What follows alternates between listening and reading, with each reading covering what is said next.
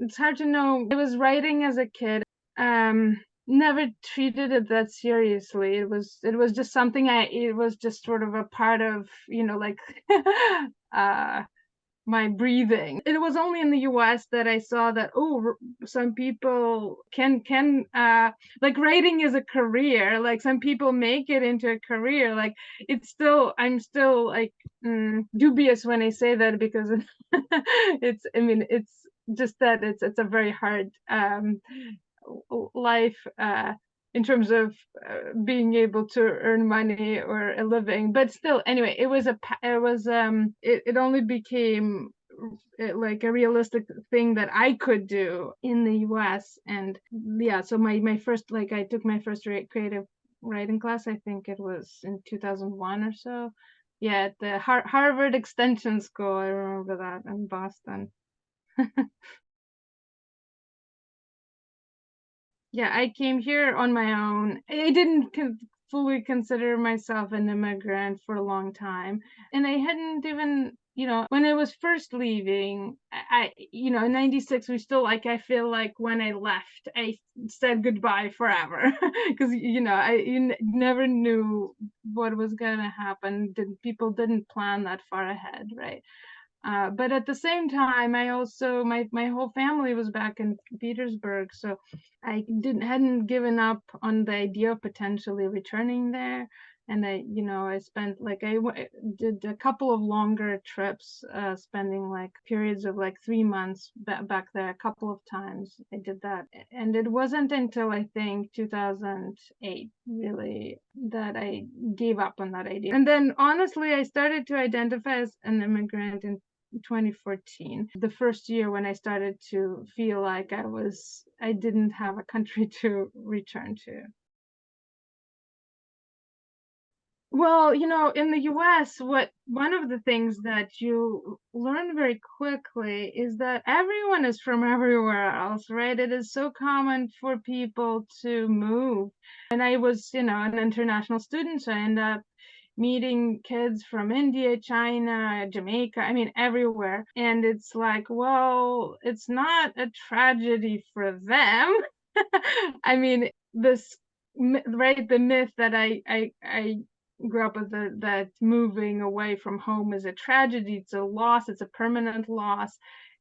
And those two realities don't really match up very well. So yeah, so you look at how these things are coded in other cultures, and you realize, well, this is something that, yes, I feel in my body. But maybe I feel it in my body because that's, because of how, I learned to process the stuff. And maybe there are healthier ways, right? Or just there are different ways. Feeling at home, it's such a bodily thing, right? I always remember, like, when I read, like when I used to read outside, and then you see an ant walking on your page, or the air keeps moving, like the pages, and like you have to hold the book real hard. I like to anchor the experience in reality, and also, like, it's an experience that you can't really get over, right? In fiction, that becomes a great metaphor, right? Or, I struggle with that sometimes too, because it's maybe even too much of a metaphor, right? Because the practical aspect of it is what like I resist the fiction does this. When you describe something in fiction, there's a tendency that fiction glamorizes, even, like, it glamorizes suffering in a way. This is so strange, but you write about something horrible, but you put it in words, and just that fact tells the reader that, well, this, you lived through this horrible thing, right? And it's like, well, it makes it look almost easy, right? Especially if it's, you can summarize something horrible in 2 sentences, right? Like, well, that becomes a sort of a fictional norm, fictional expectation, right? As readers of fiction, we're so experienced in like glossing over horrific moments.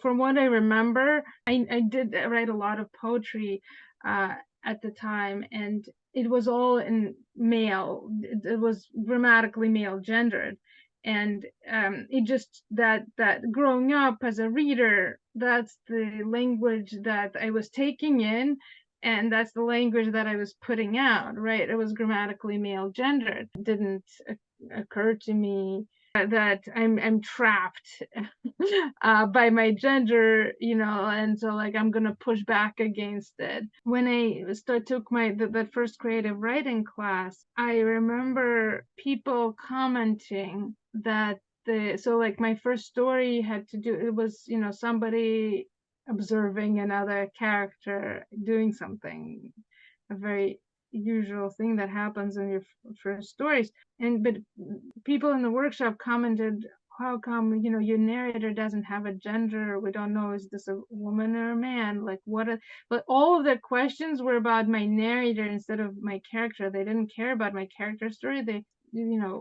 wanted to know who the I was. And I was like, well, why? And I was like, so I hated that, right? Why do you need to know, right? I remember feeling like being trapped. Like if I write as a woman, I have to write about washing dishes and, wanting children or not wanting children. And I felt like the range of subject matter was immediately like narrowed or moved or shifted. And if I wrote in male gender, I could do anything or anything I wanted, anything tasty, anything fun, right? And so it took a lot of learning about how or knowing the ideas of feminism to try to like unsettle those perceptions, or again like myths. And I don't think that using female gender actually limits you. I don't think it's actually limitation anymore. I don't think in those patterns anymore. Like I think I for myself, I have been able to change that pattern of thought, right? So Punctured Lines is right a blog that grew out of Twitter.